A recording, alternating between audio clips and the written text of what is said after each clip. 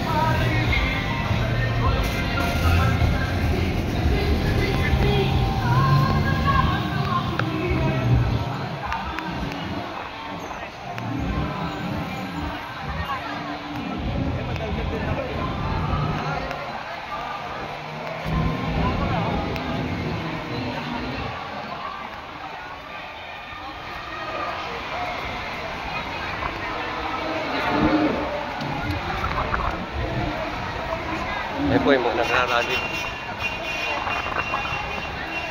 Paano tayo?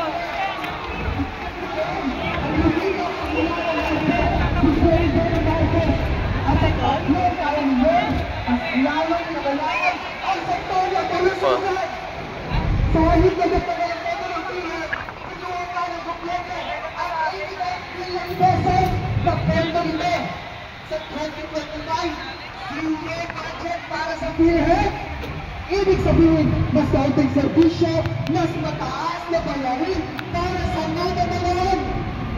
Hindi lang yan, ang ibig ko mga health workers.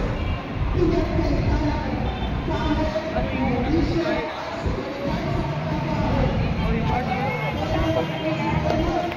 iba-ibang ano po to, ibang grupo, ng mga rallyista. Ayan, may mga foreigners pa.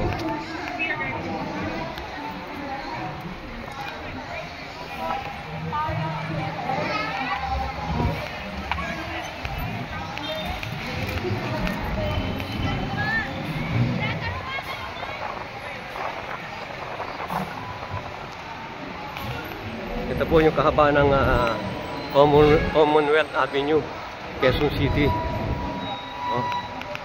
Dito po sila nagtataos,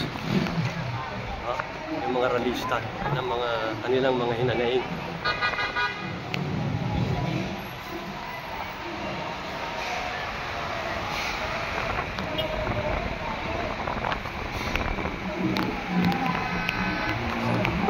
Yan po.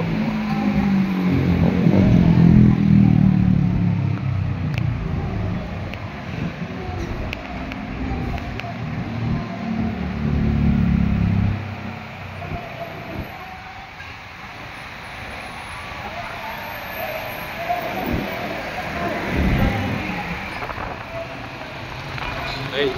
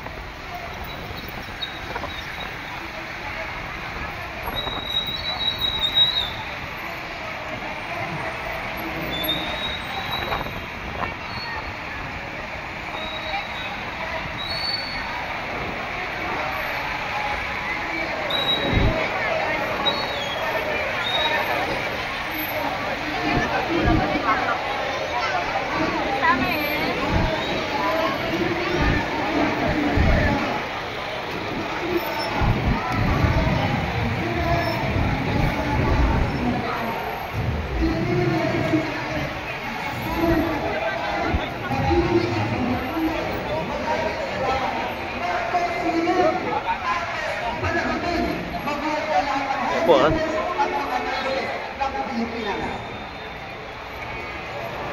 Maraming salamat sa napakabuhay na buhay na pagpapahayag ng kalagayan ng mga nurses. Galit na galit ang mga nurses sa napakatindig korupsyon na nagaganap po sa loob ng Department of Health at sa buong gobyerno ng Pilipinas. Kaya naman, napakalaki ang epekto ng korupsyon na ito doon sa dapat isang budget na sapat para sa pagseservisyo para sa ating mamamayan at para sa pagbibigay ng kalidad na serbisyong pangkalusugan dito po sa ating bansa.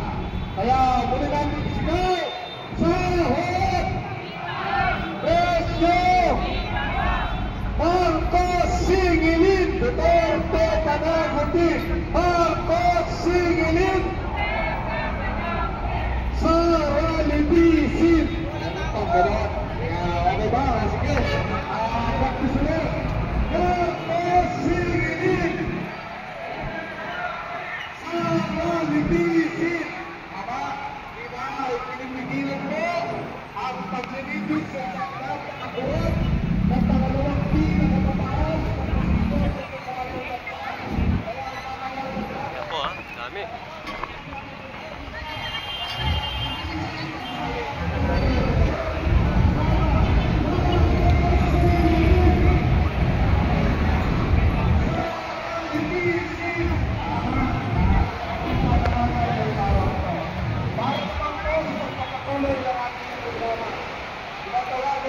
Ito po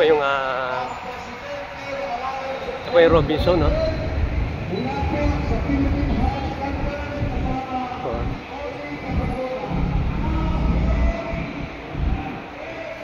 Papasok po ako doon sa kabilang entrance. Ito po yung ginagawang ito yung mga train to. Yung mga train ba to?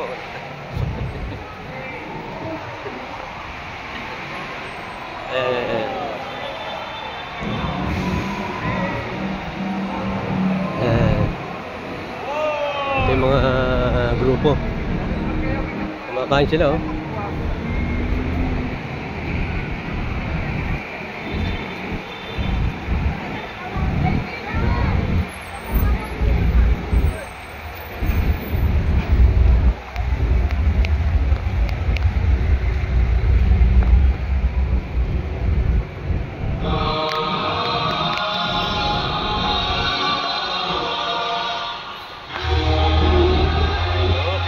Thank you. Maraming salamat po sa lahat ng mga nanonood. God bless.